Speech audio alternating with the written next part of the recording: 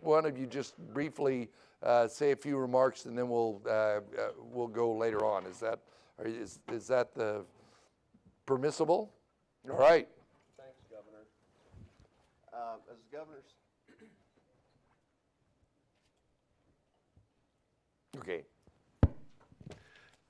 As the governor said, I'm John Chatburn. I'm the administrator of his Office of Energy and Mineral Resources. We coordinate energy planning and policy development in the state of Idaho, and we work with all of our elected officials and various state agencies as we go through that process. When looking at rural Idaho, one of the programs we have, a small program that we work with our utilities on, is to do energy audits on government-owned, local government-owned buildings in our rural communities. So if a city or a county in our rural areas wants to have energy audits on their buildings, we'll work with the University of Idaho's Integrated Design Lab to schedule that. They do it under contract with our office. And then once that audit is done, we'll sit down with the county or the city, look at the results, and we will try and pick out a retrofit project that the entity can do. We'll work in conjunction with the utilities and our office to provide maximum amount of cost share that we can to try and get energy efficiency efforts started out in the rural areas as a demonstration, if you will, for folks on how not only do you save energy with energy efficiency, you save money. And in particular for our smaller communities, if every dollar they can shave off of that budget that goes for energy is a dollar that they can put towards helping their citizens in another way. I think I'll just leave it there and wait for the questions. Peter. Good morning. Thank you, Governor. Energy Trust of Oregon is a nonprofit. We administer funds on behalf of 5 private utilities in the state of Oregon and work cooperatively with Idaho Power, where Idaho Power serves far eastern Oregon, Malheur County. We're funded by Portland General Electric, Pacific Power, Avista, Cascade Natural Gas, and Northwest Natural. We serve 1.6 million customers all across the state of Oregon. We have programs for about every kind of building, every kind of use, from agriculture all the way up to renters. To your point about energy efficiency, we've been around 17 years, and we've been funded through the utilities to the tune of $1.8 billion. We've turned that into $3.4 billion in energy bill savings. And that turns around in terms of income to $2.2 billion worth of income to the residents and nearly $1 billion in net income to businesses, a good half of that to small businesses in the state of Oregon, and about 6,000 jobs. That's our results. If you did this, I think Avista's programs in Washington, Idaho Power's programs in Idaho would have the exact same results if you did the same math. But for rural areas, we find that it's more important that we invest in the existing contractor network. We like to say we don't carry a wrench. The wrench is already there. It's in your communities. What we have to do is connect the existing contractor network to do efficiency and small-scale renewables to the customer. And that's really our job. It's through incentives, technical assistance, training, and what we call capacity building. What we find that's different than urban areas where we serve in rural areas, that we have to bring in, we have to support training and workers through community colleges, through high schools, and we can talk about those programs to add the capacity for a community to continue to do energy efficiency. It's not a normal thing in a normal business to worry about an efficient heat pump. It is in our world, but not necessarily in a rural world. So we have to connect that. That's where we've had to change over our 17 years and look at that infrastructure there in order to be able to reach the energy savings that has the economic potential I just spoke to. Thank you. Dr. Peters. Thanks, Governor. Good to see you, sir. Good morning. I am Mark Peters. I'm the director of Idaho National Laboratory. So we're one of 17 U.S. Department of Energy national laboratories. Interestingly enough, a significant chunk of those are actually in the western U.S. Idaho, Tri-Cities, and Washington, California, and New Mexico. So there's actually, it's interesting that there's a resource there as national labs across the entire western U.S. as we start to have these conversations. We, as the governor mentioned in the introduction, we're an applied science and technology laboratory, but we're focused heavily on nuclear energy, particularly next generation systems, and I think we'll talk more about that, particularly as it ties to rural energy opportunities in advanced nuclear. But we also work in a lot of other broader energy systems work in batteries, electrification, biomass, grid security, which is particularly relevant, and I think we're going to talk about all that as we go through. So I won't go into great detail. But there's lots of entry points, but also I want to make the point that the labs are really an important part of an anchor for a set of regional partnerships. We have strong partnerships with universities in Idaho and the region, and also partnering with industry to enable things like rural energy initiatives. So I want to make that point, and I'll keep coming back to that the labs are actually an important part. We're research and development, so we're at the front end of the innovation pipeline. But the partnerships with industry are really vitally important as we think about next generation systems. So we'll go into things like, to repeat, nuclear, grid security, microgrids, we're heavily involved there, all relevant to rural energy initiatives. So look forward to the conversation. Thanks, Governor. Mark. Thank you, Governor, and good morning all. I'm glad to join the conversation this morning. Again, Mark Brodziski with the Rural Business-Cooperative Service. Many of you, I think, know either our agency or our mission area, the Rural Development, USDA Rural Development. We have offices in each state, many area offices in our communities.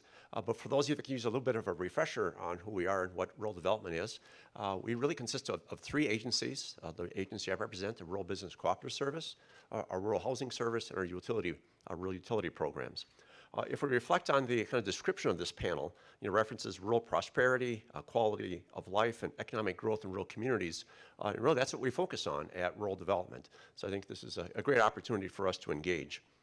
Just in maybe a quick overview, our rural housing service programs really focus on providing housing, really funding capital to provide loans, grants, either for single-family housing, multifamily housing, and also quite a large community facility program. Again, loans and grants to help support nonprofit and other public entities provide essential community services, healthcare, education, fire and rescue, et cetera.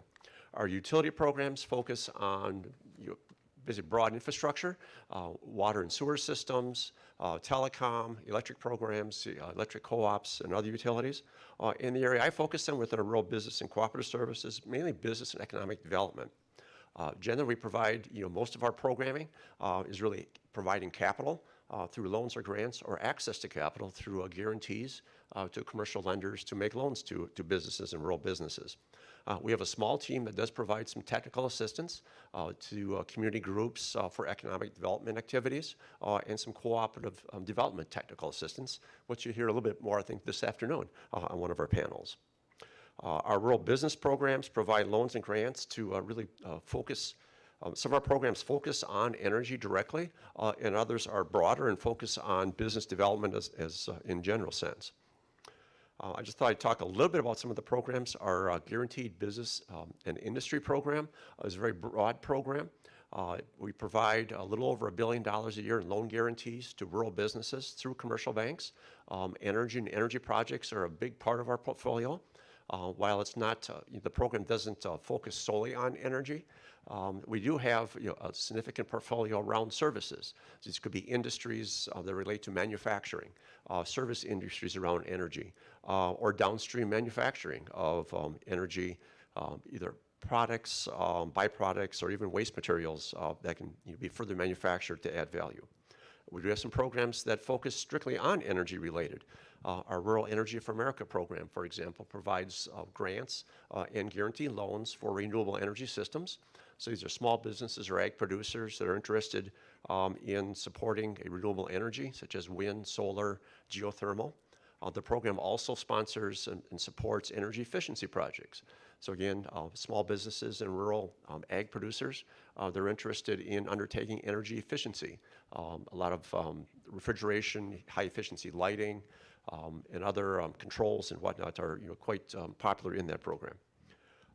We also have a biorefinery programs. They're loan guarantees based for innovative technologies for biorefineries. Taking, for example, woody biomass and processing the biomass into either energy, renewable chemicals, or bio-based products. It could be designated energy crops, could be waste materials processed to energy or bio-based materials. Again, I referenced the rural development mission area early. All our programs are delivered through our field office structure. So if you don't know who your contacts are in your area, feel free to connect with me today. I'll be glad to make sure we connect and give you some insights as to how to follow up with any of our rural development programs. Thank you and glad to join you. Well, there's a lot to talk about here.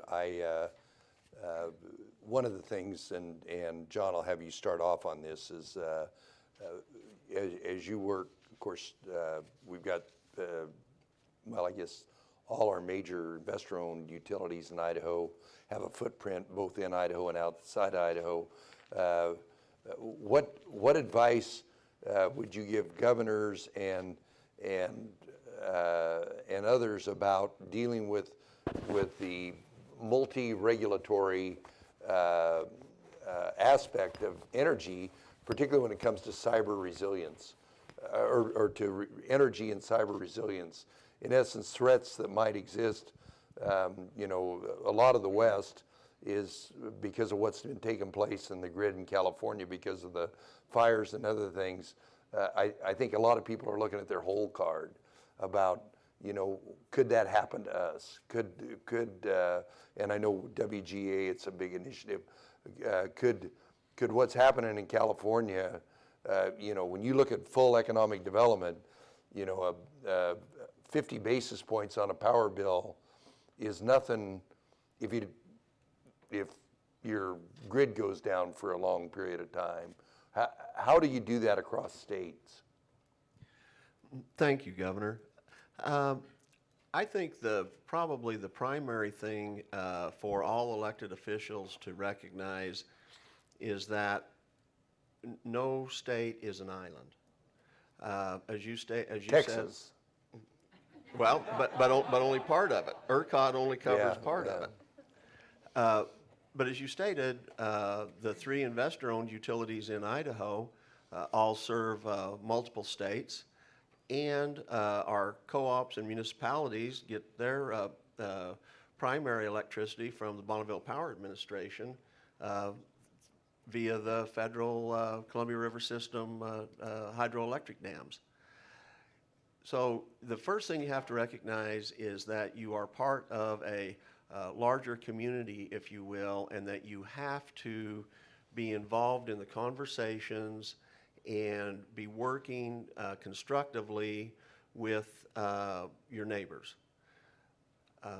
As an example, we have a group, the Northwest Energy Efficiency Alliance, that Peter's organization is a member of, and I'm the governor's representative on the board, but all the utilities in the Northwest are part of that and work on energy efficiency issues and on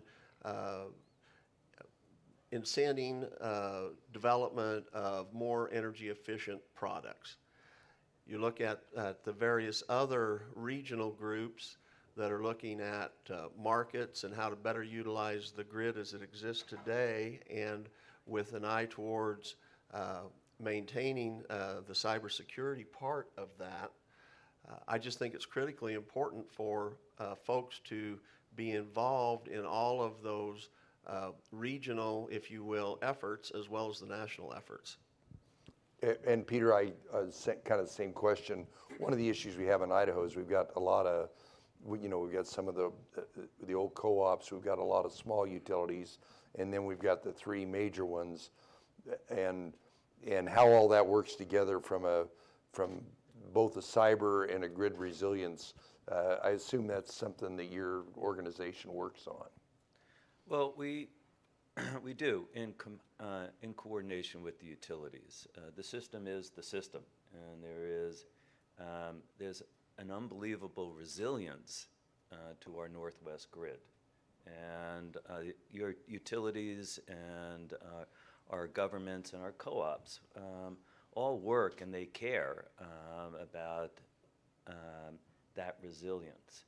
What we work on is the customer side resilience, ensuring that community, if you're going to cut things back, if you have a wind event like they have in California, we have Hood River County, Pacific Power has notified that they might be cut off as much as 2 weeks at a time. So what we're doing is working with Pacific Power in that community to create what's called a microgrid. An area that can self-serve, not at the same level, but identifying the critical services that you can do, from wastewater treatment to keeping the lights on. As an example, we changed our requirements in solar to require that all solar systems have what's called a smart grid. The utility can talk to that solar system on the home and on the business and redirect the power to an area using all sorts of micro technology that I can't really understand and that I really need the utility engineers to be up here talking about. But to create some basic services in an area that basically keep the lights on and keep critical infrastructure, hospitals, still powered at some minimal level, and have that greater public safety necessary to ensure that wildfires don't, we don't have a California event in Oregon. Anybody from California here, Jim? I just got to. Dr. Peters, I know that microgrids and cyber resilience is something that you and all the people out the lab spend what kind of advice and counsel? I know you serve as a service agency for utilities. You train them in cybersecurity. What are we missing? What needs to be done today? One of my lines you've heard me say is that cybercrime moves at the speed of Moore's law, which doubles every 18 to 22 months, and government regulations move at the speed of molasses in January. And somehow we got to get those two closer. And of course, the larger utilities spend a lot of resources on it. I always worry about some of the other utilities because if you're in a grid, the weak link is always whoever has the most cyber exposure. So what advice can you give us? Thanks, Governor. Before I get to the advice, could I just pick up real quick on the microgrid comment that Peter made? Because we have a partnership with Blue Lake Rancheria in California, which is a Native American land, and they just went through a PG&E shutdown. And we had worked with Humboldt State and them to put a microgrid in place, and actually kept the hospital up during the. So it makes Peter's point perfect. So where did the power come from? It was a microgrid. It was an islanded part of the grid. So when they shut down, they had their own energy source. And they had battery backup, battery storage, and such to be able to stay online for some period of time, not forever, but stay online some period of time that lasted through the 4 or 5 days of outage that they had that particular time. So it works. And it's with existing technology. It's a question of integrating existing technology, really, and bringing in the right kind of measurements to make sure that you can truly island it, isolate it, and then when it comes back up, it's seamless, and you go back onto the quote regional grid. So and we're doing work in Alaska along the same lines with communities there. In terms of the advice, we do, as you know, we do a lot of research in this space, and we do support utilities directly. So just for background, we have a strong program that we call Control System Cyber. So the control systems that control everything digital in our world, you name it, the grid, natural gas infrastructure, your car, military platforms, and we have a combination of power engineers, hackers, I call it hackers with a conscience, people who actually know how to attack systems, but they use that to then understand how to defend systems. But so we do work directly with utilities, particularly so far more bigger utilities, to help understand their systems and where they're most vulnerable, and then go in and fix that. Because you can't protect every part of your system. You have to go to the areas where you're most at risk, and then figure out how to protect those, and hopefully bring them back up seamlessly and smarter and more resilient when you bring them back up. We're also working on future systems that perhaps would be very resistant to cyber attack, but your point's right on. It's moving, the threat's moving incredibly fast. So to the advice, I would say there is finally starting to be development of a federal view on this. Let's stay with the grid for now, because that's the area that I'm most familiar. The Department of Energy, as the sector-specific agency for the grid, sorry for all the sort of federal governmentese, but they have what's called the Electricity Subsector Coordinating Council. And that has all the utilities, all the major utilities, and also representatives from rural utilities. And they're now finally having the right conversations with the federal government. What is the threat? Be able to communicate those threats and actually put together rapid response kind of approaches. So my advice to WGA would be to understand better what the SCC is doing specifically, and if not be a part of it, at least have a conduit of information. Because a lot of the challenges were privacy issues and sharing of data, and also things like having the proper security clearance to be able to talk about the threat. And so I think this Department of Energy, under then Secretary Perry, now Briette, as of last night, is actually trying real hard and starting to build that trust with the utilities. But so I think if you all were to engage there in the right way, I think that would help a lot for you to understand the evolving threat, and also what the utilities as a group, as both John and Peter pointed out, it isn't one utility, it's really everybody together, because we're all linked ultimately, eastern, western, interconnected in Texas.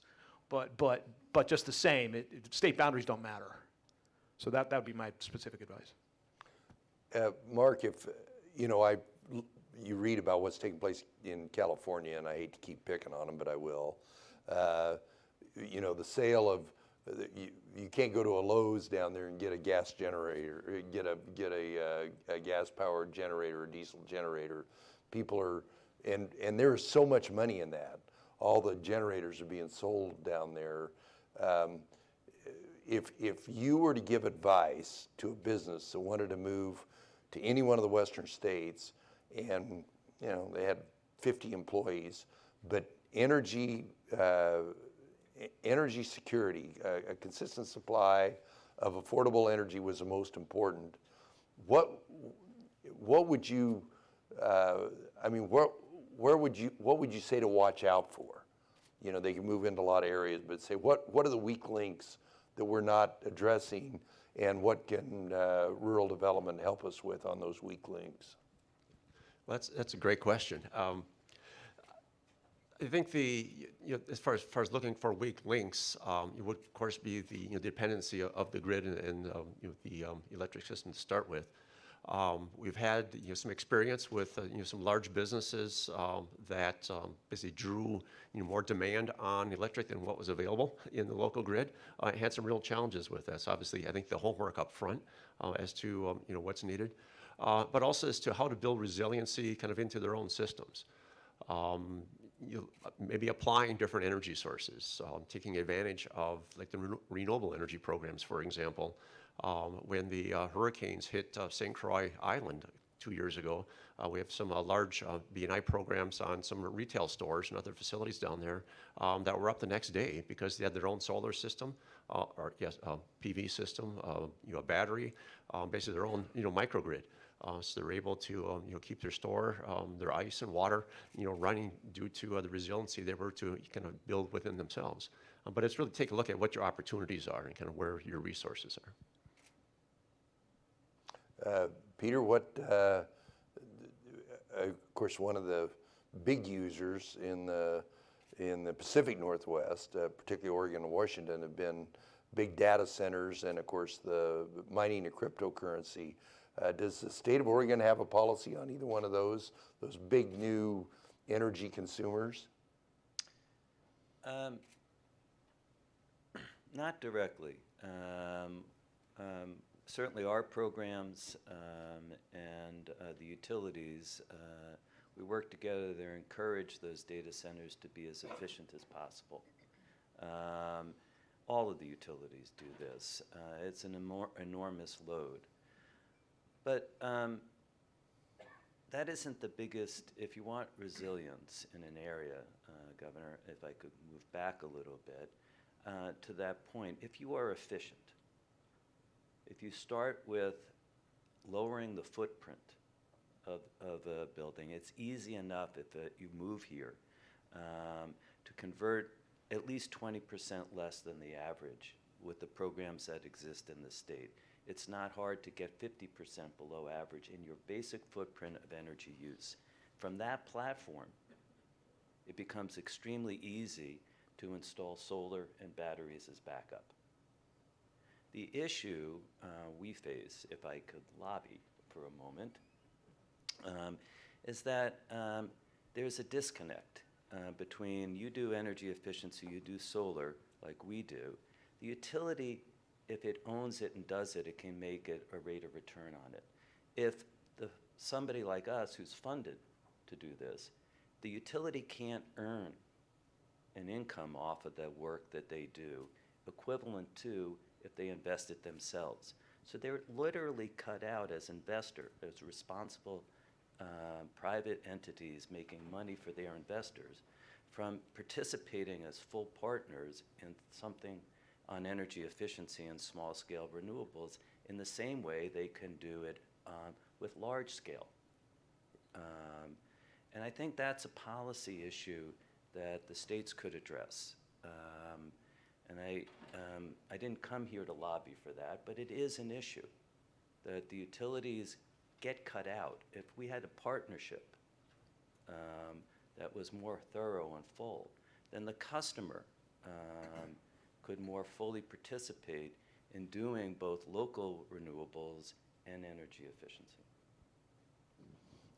How do you, what's the gold standard for that?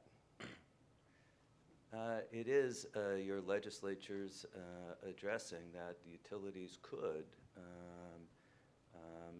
if they enable their customers to participate and to be energy efficient, that they could get a return on that investment through rate making, equivalent to what they would do if they invested in a big thermal power plant. John, do we, I mean, the utilities, you see them, and I know Peter, but don't the utilities put, isn't there a way embedded into the rate to where they get, or is it a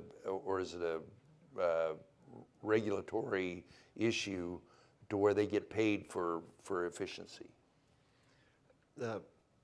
Right now, Governor, in Idaho, the utilities run their efficiency programs off of an energy efficiency rider on the bills that everyone, on the electric bill that everyone pays into.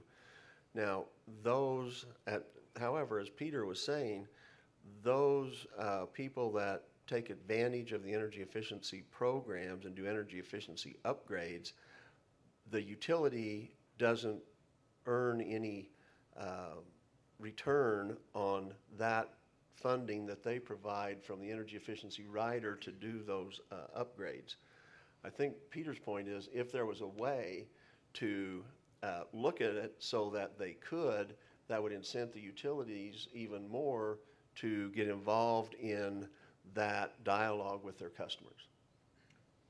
That is the better way to say what I just said. Thank you, John. So, you two got it. I'm still, you're basically saying if they build a new plant, we're going to give them X, 12% internal rate of return, you know, calculated by a bunch of bean counters at the Public Utilities Commission. You're saying that you want to put on that list, so a new wind turbine, a new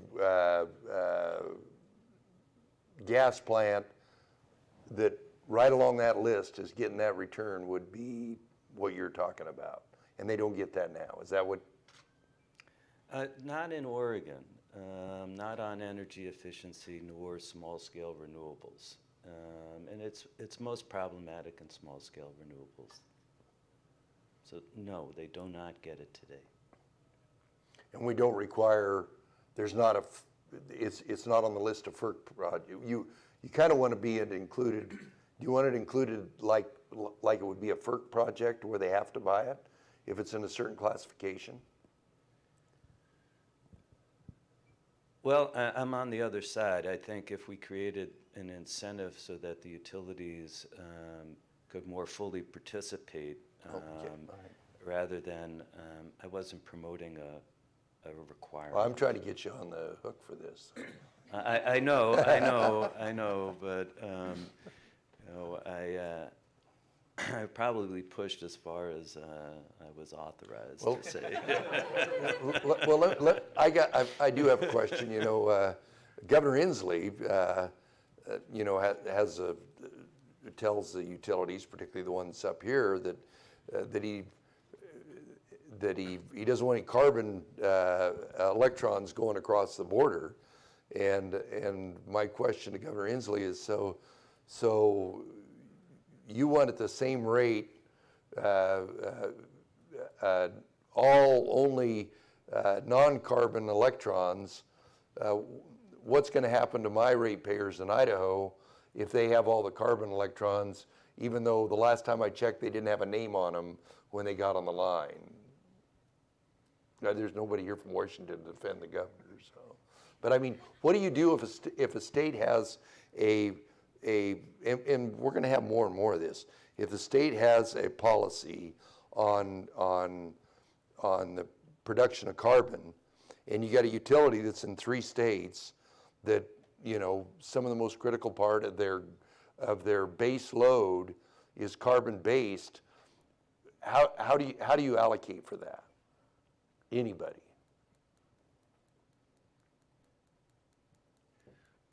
Well, John? boss.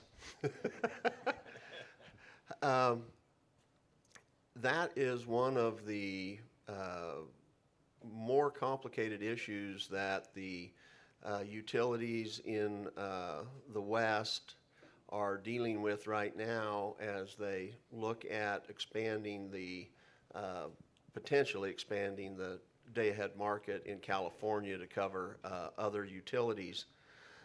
And that is, how do you account for all of the various state policies, state requirements on those various electrons and their generation sources? And quite frankly, that's an ongoing discussion that is being debated right now, and no one has come up with, at this point in time that I'm aware of, a good accounting system for tracking that. However, I do, just a second. However, I do want to just come back to one other thing. I think that is a great example of what I was saying earlier about being involved with your neighbors. Anytime you have a utility that is serving customers in your state, and that utility is being impacted by the decisions made in another state, you have to keep track of what those are, and you have to do the analysis to see what the potential impact is coming back into your state.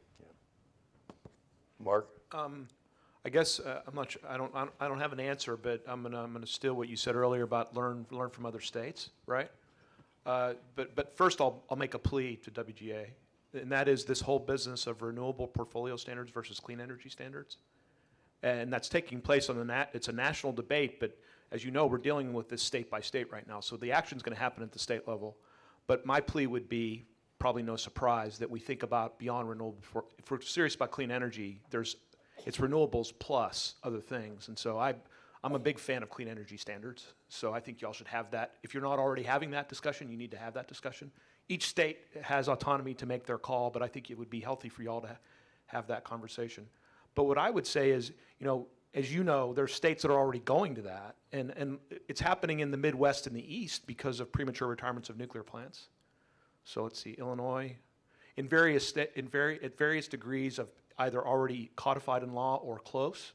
You've got Ohio, Pennsylvania, New Jersey, I'm not going to get them all, Illinois, And you've also got California, Arizona's had stuff on the ballot.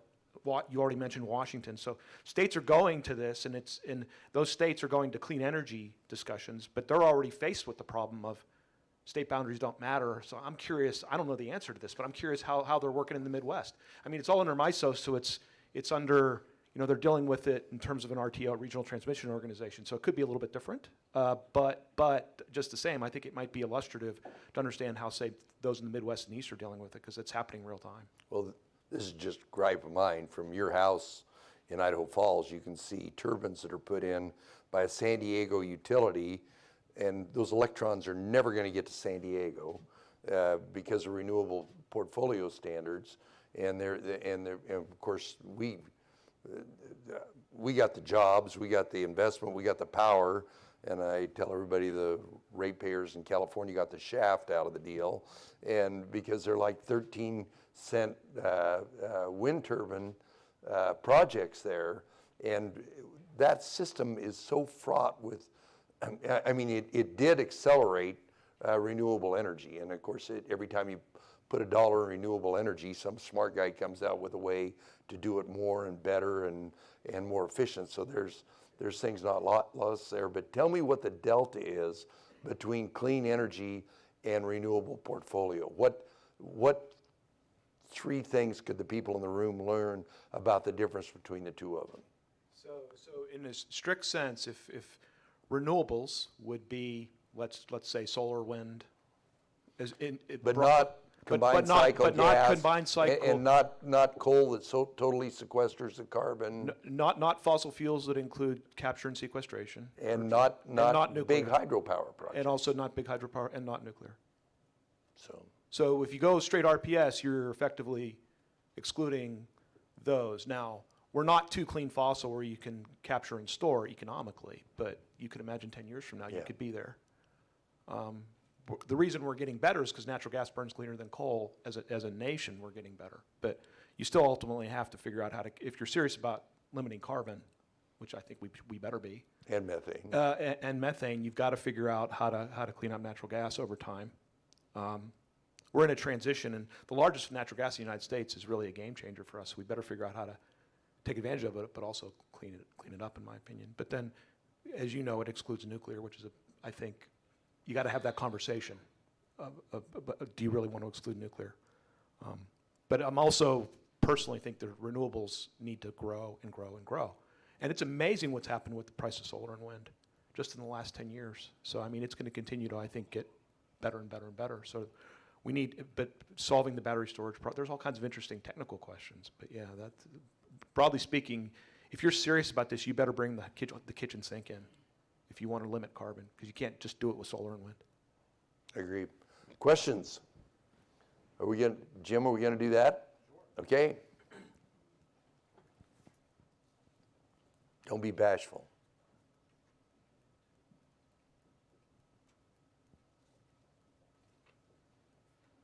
Somebody go first.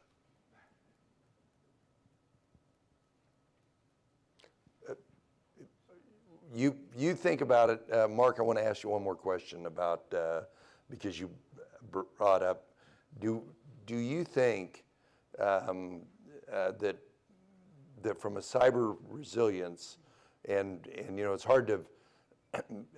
I know it's the utility's responsibility, but do you think from a cyber resilience standpoint that from a regional basis, if I'll go back to my hypothetical business, it's got very dependent upon energy, wants to have as clean energy as possible so they can market whatever it is, their service, their widgets, whatever it is, but it's really important to them to have, and they've looked at California, and until they get their arms around some of their problems there, do you think that the Northwest is doing all they should do going forward to be a preferred home for that business? They're a big energy consumer, and they don't want to have to put in. They're big enough that they don't want to have to put in 6 backup gas generators. Yeah, I would say, based on what I know, I think the Northwest is doing everything that it can. Good. is the It's answer. good to know. Is the direct answer to your question. Now, as you note, the threat's evolving so quickly that we've got to keep ahead of it, But my sense would be that there isn't anything that I would say specifically, you're missing it here. It's just, it's more of a national global challenge to be able to chase the threat, what the bad people want to do.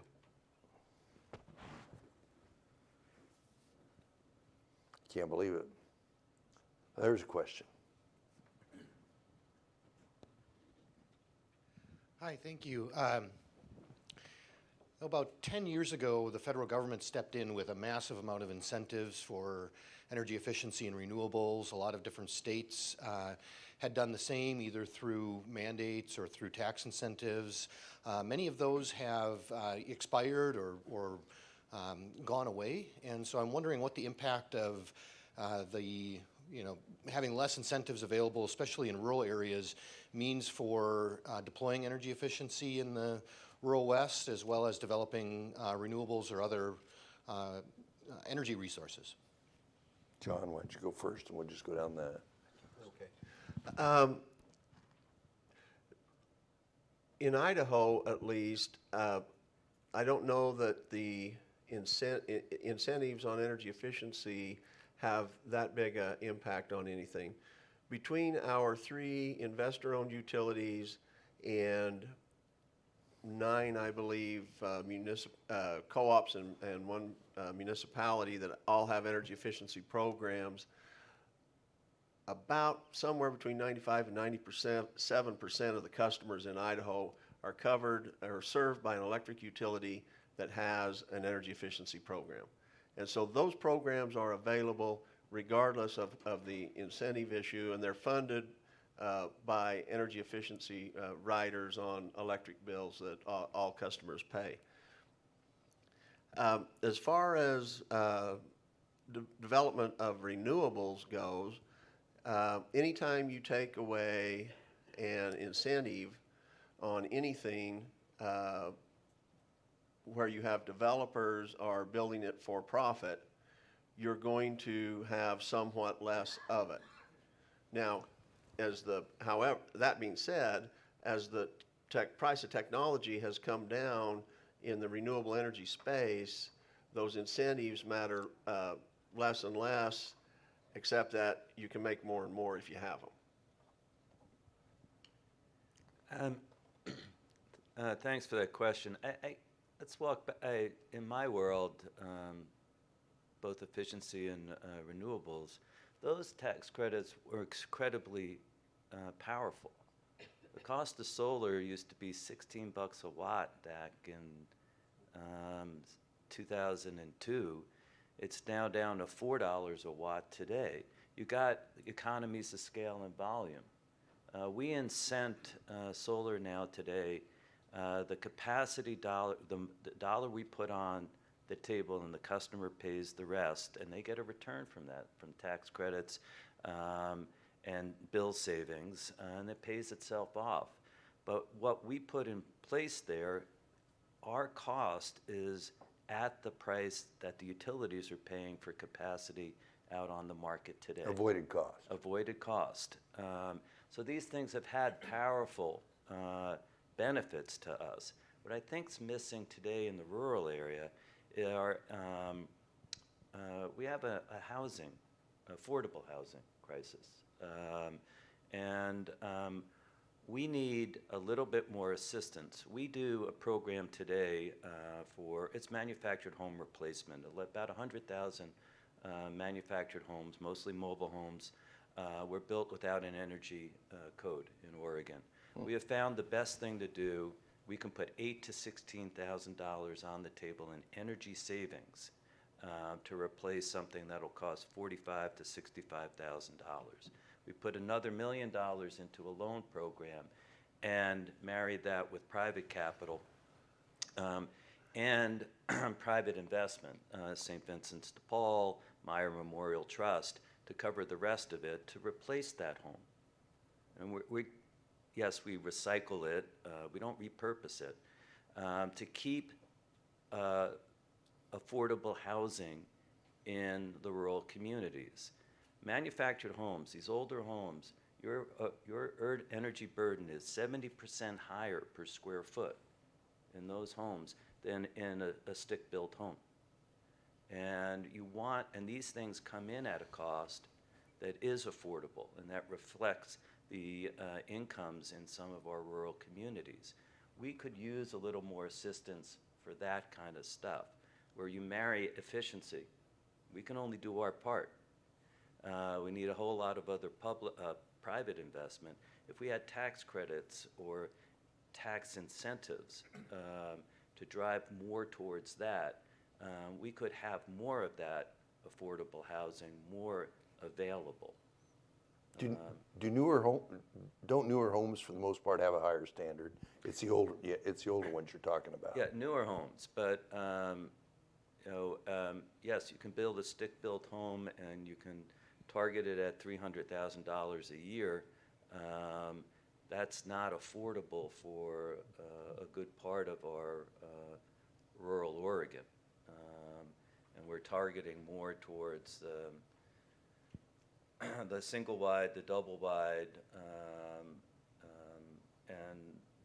and the other manufactured homes that can hit.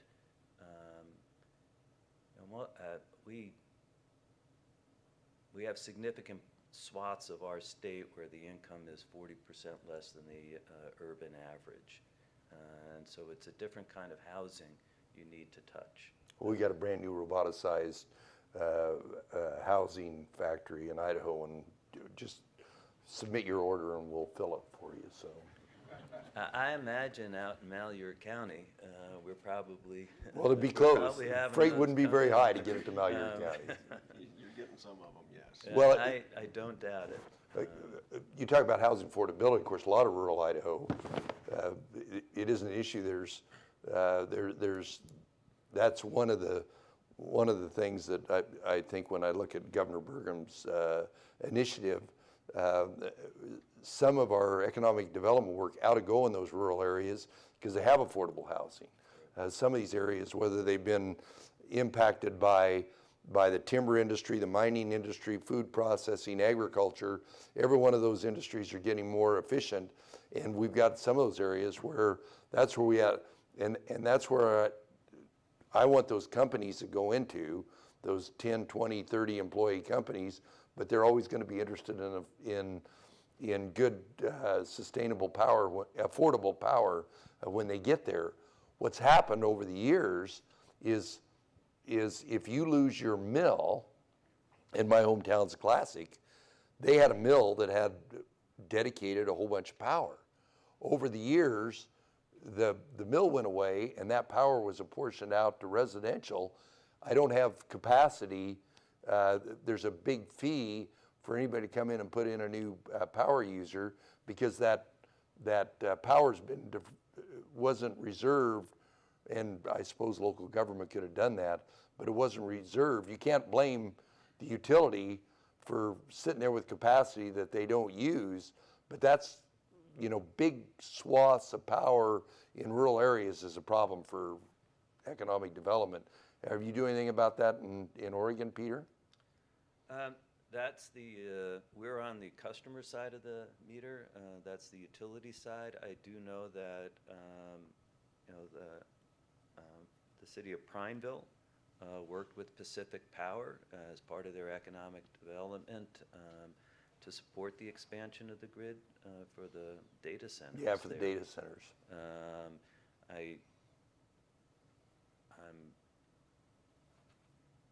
I'm blanking out, but I know there's other examples where the state of Oregon has supported expansions of the grid in partnership with the utilities for economic development. Is there, Mark? Is there USDA money for that issue for a small community that maybe has a potential large employer coming in and they can't get enough power to fire up without paying a big wheeling fee or a big fee to the utility to upgrade the infrastructure?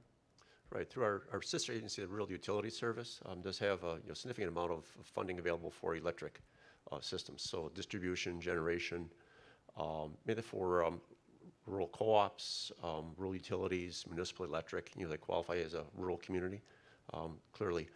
Either directly through Rural Utility Service. We also have programs where we assist through the Cooperative Finance Corporation, CFC, also assisting utility for financing. Could be for generation, could be for system enhancements, grid security, smart grid activities, certainly. Governor, I was wanting to make sure I brought up UAMPS. Is this the right? It seems Have relevant. at it. Okay, is it okay? Yes, Yeah, absolutely. so sorry for the acronym. So it's Utah Associated Municipal Power Systems. They're based out of Salt Lake City, and they have 40 plus municipalities across the western U.S. I believe it's 6 states that are members of UAMPS, and they manage resources for munis across the region, renewable resources, coal resources, natural gas. We know a lot about them because they're working now with a company called NuScale out of Corvallis, Oregon, spin-off of Oregon State, that's developing an advanced nuclear reactor concept, small modular reactor. And they're partnered, NuScale and UAMPS are partnered to build their first of a kind on our site. So that's why I know a lot about it. But I think it's illustrative of the kind of, in the interest of bringing sort of energy to the broader region. UAMPS is an interesting model. And they're at an interesting time because they're actually thinking about, okay, they have aging coal. What do I replace the aging coal with? Or what do we replace the aging coal with? So the conversation they're having is, do they go natural gas or do they go nuclear? It's an interesting conversation. And they haven't made that final decision. But I bring it up because there's a lot of partnerships that are involved in making that happen, partly because it's a first of kind nuclear build. There's a strong partnership with the federal government as well as with the state of Idaho and the state of Utah, have both provided some I'll call it, tax credit type activities in both cases. But there's a strong partnership with the federal government between UAMPS, NuScale, to try to make that happen. So there could be opportunities like that for rural electrics to partner in a way. I think for those who are interested, I think digging into the UAMPS model is probably a good idea. And it's scalable. Yeah, correct. It is scalable.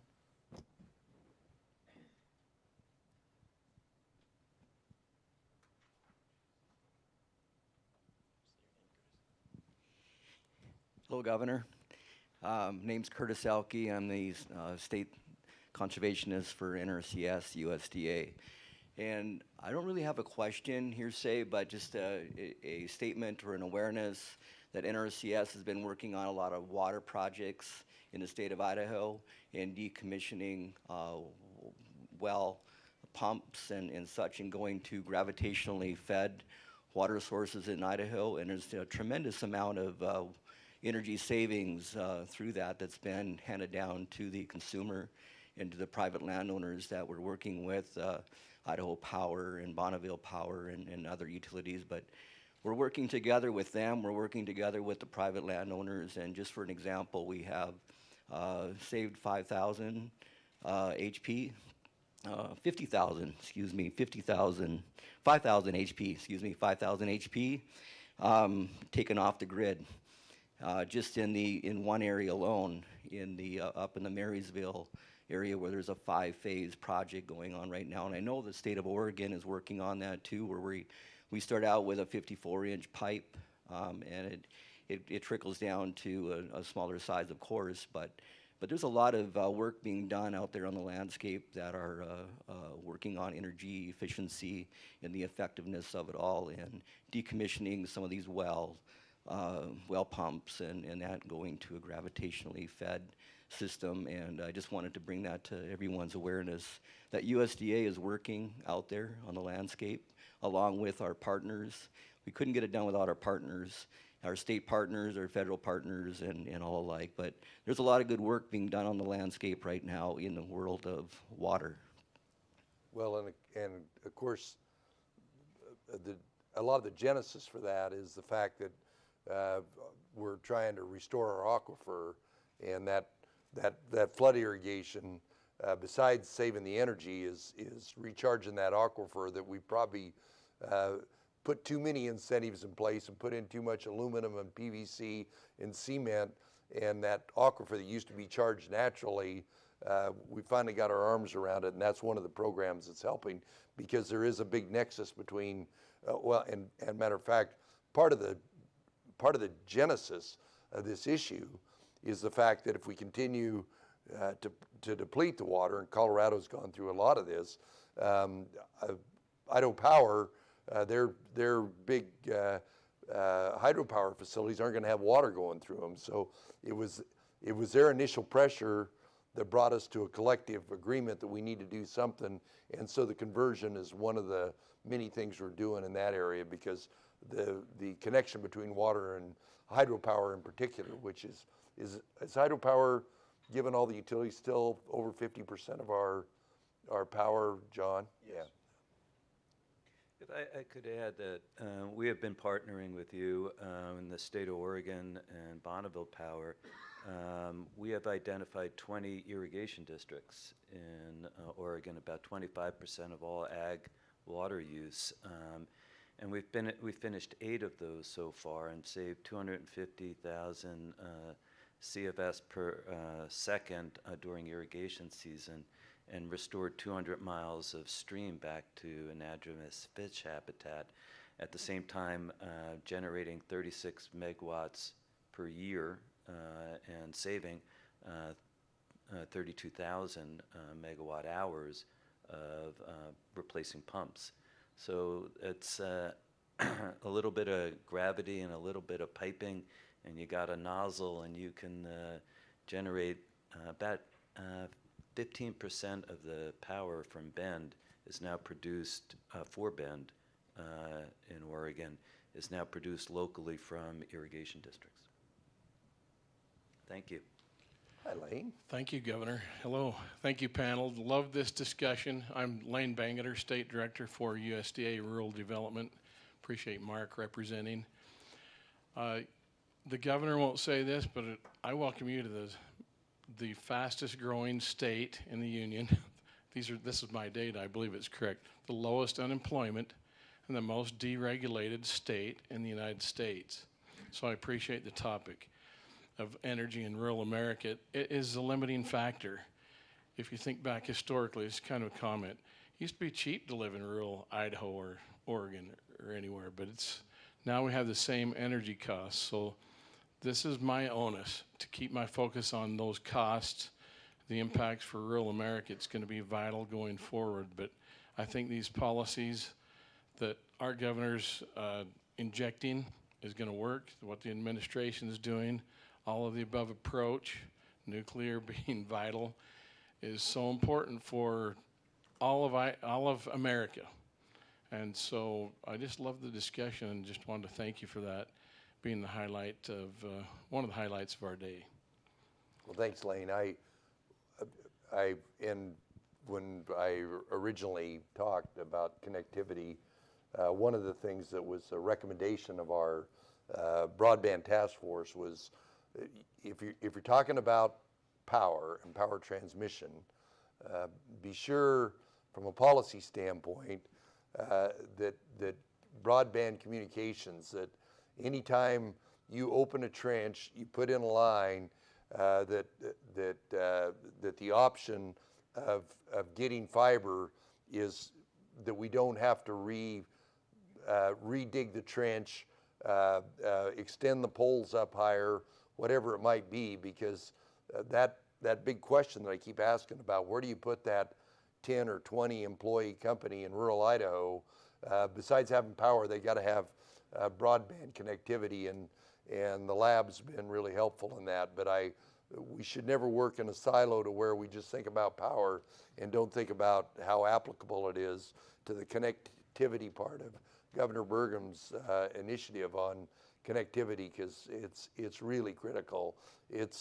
I don't know that anybody's arguing the fact that now broadband capability is a public utility just like power was, and we shouldn't think in our silos about just power, and make sure that, for just a fraction more, we can have capacity for better fiber. And that's and I don't know, do Mark, when you're doing, and I know that you've got money for that we've talked about for broadband projects, but when you get an application, do you ask about the dual that we're going to put in transmission line, but we also want to have it available for fiber? Yeah, absolutely. A lot of our electric co-ops and the electric utilities now, as they're enhancing, upgrading their distribution system, will add fiber, and our programs can support that. Actually, the 2018 Farm Bill about a year ago enabled all our programs to assist in broadband. So if it's a healthcare facility, for example, that maybe needs some upgrades, to access broadband or other systems. Even we have some of our water districts are looking at, as they're upgrading systems, or maybe adding, digging a trench, why not add some fiber? Right, so there are opportunities. Good.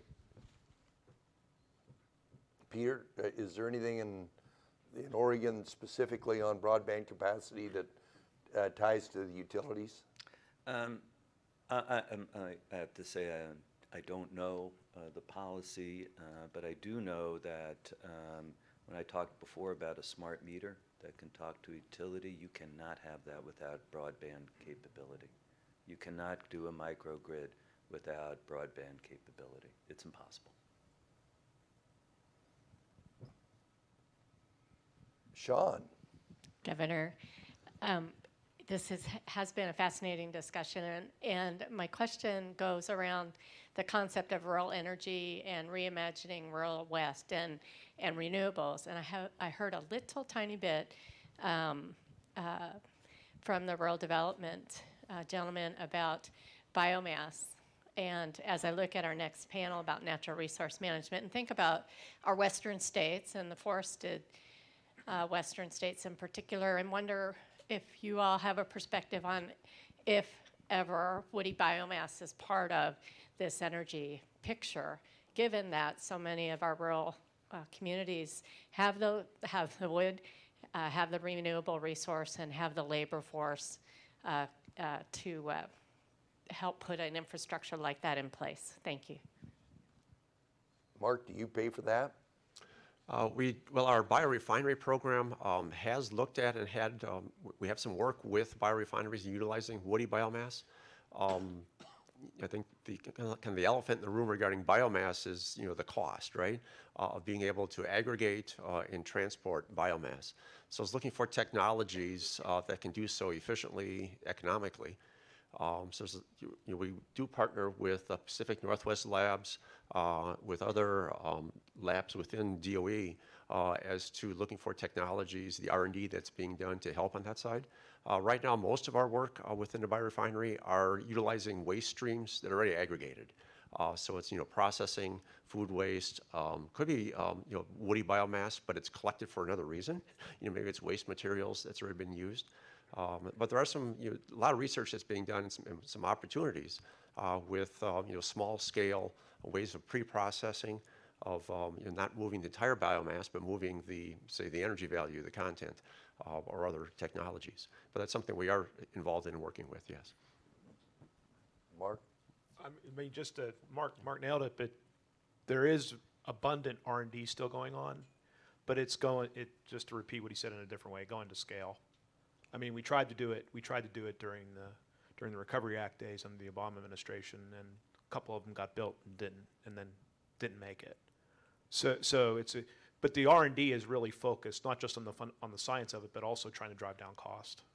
It's really a lot of the R&D is very applied with the focus on driving down costs. So I still think it's back to all of the above. I think you better think about how you take advantage of that as a fuel source, so to speak, if we're serious about. There's always the questions about, fuel for food and all those kinds of things. And if you think about it in carbon space, is it carbon neutral or what is it? But just the same, I mean, I think we need to figure out how to take advantage of it. We've supported mills, wood products mills, for combined heat and power. Use the unused portions on site to lower their energy bill. We've done. We did an effort with Wallowa County on a small scale tree thinning energy generator. It became much more successful. It stopped as an energy generator, but to use the heat to cure wood that ends up in your Safeways and your Costco's as bundles of wood, it became more valuable that way. We're working in Lake County, Oregon, on a biorefinery, actually jet fuel, on tree thinning. The forest policies on tree thinning and the controversy there is a larger impediment, and before we can even go much further than we've done. Senator, we, as I think you know, did several feasibility studies for rural communities in Idaho, looking at woody biomass for either heat or for process heat or for energy. And the biggest obstacle that we found was an inability to secure a long-term, cost-effective supply of the fuel. We couldn't get the Forest Service to give us, or to give anyone the contracts over the long term that would allow for the financing of those systems. Well, Sean, I love this one because what we're missing is the other aspect of it. There's the cost of harvesting it, processing it. It's got to be close to the grid, but we've got areas where we're spending enormous amounts of money on forest health, particularly around urban areas where the grid's already at, or these small towns. And of course, one of my favorites is if we could do juniper, because if you knew how much money USDA was spending and we're all spending on juniper to save sage grouse, there would be a source of cash. The issue, I think the last numbers I saw was like 25 miles was the circle. If you had a facility and you had, which I think goes to John's point, if you had a facility and you had the biomass, that as soon as you put over 25 miles worth of diesel fuel into it, the numbers kind of turn over. And have you got an economist working on that? No, yours is working on the digesters. Your economist is working on the digesters, Mark. That's right. So that's what I was going to say. Yeah. So there's the digestion part of it. There's the pre-processing part of it. Then there's the digestion part of it. And a lot of what we're working on, along with like PNNL and other labs, we're doing some pre-processing work as well, but digestion's a key part of it. But the best example that I can give you is the line that goes from Cascade to Stibnite. Idaho Power ratepayers pay a fortune every year, and this goes to the California issue, to prune all the trees around it. And then they embed it in everybody's, nobody from Idaho Power here, is there? They embed it in everybody's rate bill. If we literally all got out of our silos and says, why don't we put a small woody biomass forest health project at either Warm Lake or Yellow Pine, let that line come off of the grid, and because it goes across miles and miles and miles of forest ground, and every ratepayer has it embedded in there, but we're not putting the take care of the line costs that goes into your utility bill into the woody biomass, because I would argue that there's certain areas where forest health is so critical. This is anadromous fish. This is critical salmon habitat. That doing forest health there is so important that you ought to be able to underwrite the woody biomass to make that work. So whether it be sage grouse, whether it be anadromous fisheries habitat, these guys, the engineers will continue to make those woody biomass facilities more efficient, and however we do those, but we're going to have to go out and capture some of that other money, whether it be sage grouse habitat, resilience for a community because of fire. Ideally, the insurance company ought to pay for it. You eliminate the risk for big burns around some of those areas. They ought to put in part of the money for a woody biomass project, but that's a pretty big lift. But we don't want to give up on it because it's that important. So, next question.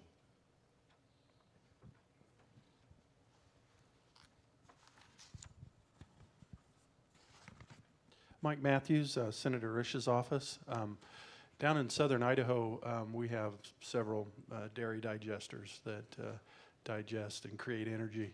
I know in the past there's been an effort to create a centralized cleaning facility to pump that methane gas into and then bring it into the grid, into Intermountain Gas.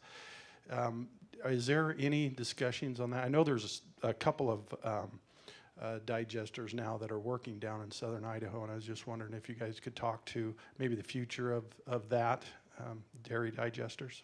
Well, I know Dr. Peters has got an economist that's working on that very issue, so. And I don't know a lot about it personally, but we're working directly with them to help support not as much the process as it is the economics and how it integrates into the system. And it shows a lot of promise.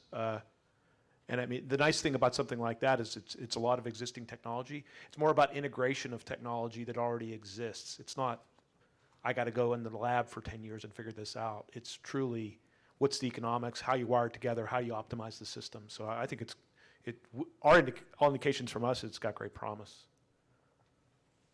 Well, I think part of it is a tipping fee. If you're a dairy and you want to expand 2,000 cows and you don't have enough farm ground to put your manure on, you underwrite that digester. And that's, and if it's got a clean water component, if it's got a waste disposal component, you can't, particularly if it's wet manure and it's 80% water, you sure as hell can't haul that very far to make power out of it, particularly given the avoided costs of natural gas. But if you allow the tipping fees for clean water or you may have the most perfect dairy in the world and say, my dairy works great now at 6,000 cows, but at 8,000 cows, I'd make a whole bunch of money.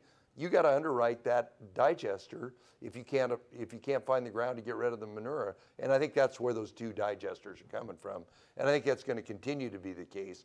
But as we're concerned about clean water and clean air and some of those other things, again, we got to get out of our silos and look at all these issues together. So, yes, sir. Governor, we have just 2 minutes left, so All right. I think this might be our last one. Thank you. Thank you, Governor and panelists. My name's Ray Butcher. I'm with Dominion Energy. We're in 18 states for all sources of energy from nuclear to solar. Our primary focus out of Salt Lake City, Utah is natural gas. We serve the western states. And right now we just signed a partnership with Smithfield Farms on renewable natural gas. We have several farms in rural Utah, a little bit in Idaho, as you know, Governor, and in some of the other western states. And that's a real live thing, capturing that methane and redistributing it through the digester into our pipelines. And it's really making a difference in the impact of the CO2 in the air in our transportation sector. So it's a growing opportunity for us, and we're capturing that. We're doing a lot in South and North Carolina right now on all the rural Utah or rural areas of those states as well. So it's a comment, and Dominion Energy has put a lot of investment in moving that forward. Well, thank you. Well, thank you, panelists. Thank you for your great input. I don't know about anybody else, but I'm smarter than I was when I got here. So, but that doesn't take much. So, thank you all very much. When we come back in 15 minutes. Thanks, Jim.